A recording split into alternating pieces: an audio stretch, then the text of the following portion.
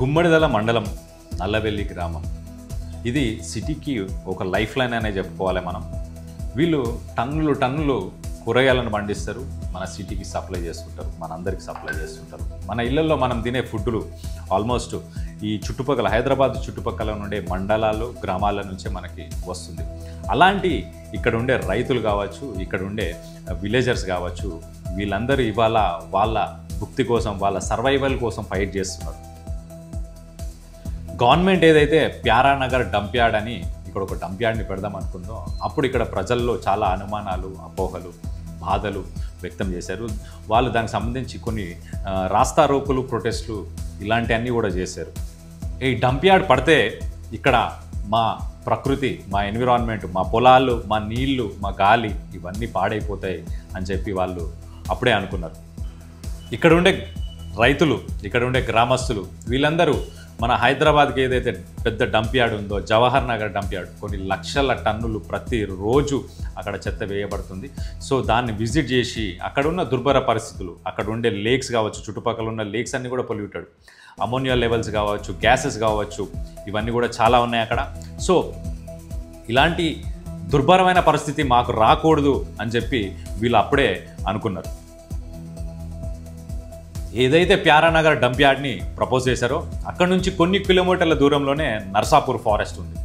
మరి ఇక్కడ dump yard పెడితే దీని నుంచి వచ్చే కెమికల్ లీకేజెస్ కావచ్చు, ఈ చుట్టుపక్కల ఉన్న పాయలు, నాలాలు, ఏవైతే ఫ్లోయింగ్ వాటర్ ఛానల్స్ ఉన్నాయో వీటన్నిటిలో ఈ కెమికల్స్ కలుస్తాయి. ఇవి వెళ్ళి మళ్ళీ నర్సాపూర్ లేక్లో కూడా కలుస్తాయి. ఆ చుట్టుపక్కల ఫారెస్ట్లో ఏదైతే వైల్డ్ లైఫ్ ఉంది, అక్కడ ఉన్న చెట్లు కావచ్చు, అక్కడ ఉన్న గ్రౌండ్ వాటర్ కావచ్చు, ఎయిర్ కావచ్చు, ఇవన్నీ కూడా పొల్యూట్ అవుతాయి.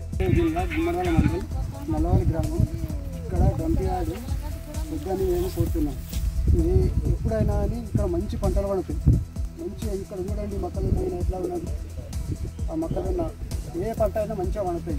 ఇప్పుడు ఊళ్ళోకి వచ్చి నైట్ వచ్చి దొంగల్లాగా నైట్ వచ్చి 1 గంట 12 గంటలకు వచ్చి మా ఊరి నుంచి అందరినీ తీసుకుపోయారు. ఒక 60-70 మందిని తీసుకెళ్ళారు పోలీసులు. ఇది అన్యాయం అని చెప్పి మేము కోరుతున్నాం.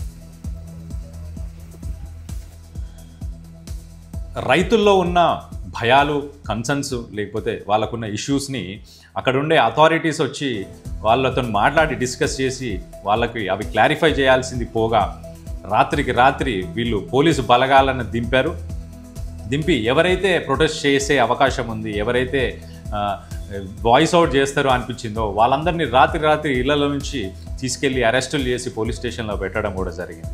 ఇది అక్కడ ఉండే రైతుల్లో కావచ్చు, గ్రామస్తుల్లో కావచ్చు, ఒక ఫియర్ని, ఒక భయాందోళనని వాళ్ళకి క్రియేట్ చేసింది.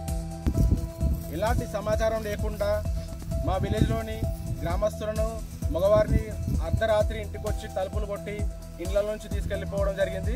వాళ్ళందరినీ తక్షణమే విడుదల చేసి ఈ డంపింగ్ యార్డు వేసే పనిని రద్దు చేసుకోవాలని మేము తెలియజేస్తున్నాం.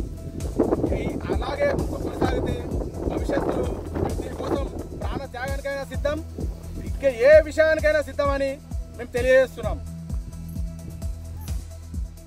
గుమ్మడిదల మండలానికి సంబంధించిన రైతులు కానీ, ఈ నల్లవెల్లి గ్రామానికి సంబంధించిన రైతులు కానీ వీళ్ళందరూ మేము ఎట్టి పరిస్థితుల్లో తగ్గేది లేదు, మా ప్రాణ త్యాగమైన చేస్తాము, మేము మా పచ్చని దానాన్ని, ఇక్కడ ఉన్న చెట్లని, ఇక్కడ ఉన్న పొలాలని, ఇక్కడ ఉన్న నీరుని, ఈ గాలిని, వీటన్నిటిని ఖచ్చితంగా కాపాడుకుంటామని చెప్తున్నారు. ఇక్కడ ఉన్న గ్రామాలు కావచ్చు, మండలాలు కావచ్చు, వాళ్ళ కోసం వాళ్ళు కొట్లాడట్లేదు. వాళ్ళు పచ్చని ప్రకృతి కోసం, పీల్చే మంచి గాలి కోసం, మనకు మంచి కూరగాయలను అందించడానికి కోసం వీళ్ళు మన కోసం కొట్లాడుతున్నారు. ఈ విలేజెస్ అని వాళ్ళ కోసం వాళ్ళు కొట్లాడట్లేదు. వాళ్ళు ఒక క్లీన్ ఎయిర్ కోసం, క్లీన్ వాటర్ కోసం, ఒక సస్టైనబుల్ ఫ్యూచర్ కోసం, మన కోసం వాళ్ళు ఫైట్ చేస్తున్నారు. మరి వీళ్ళ వాయిసెస్ బయటికి వెళ్తాయా, లేకపోతే వీళ్ళని కూడా సైలెన్స్ చేస్తారా అనేది మనం చూడాలి.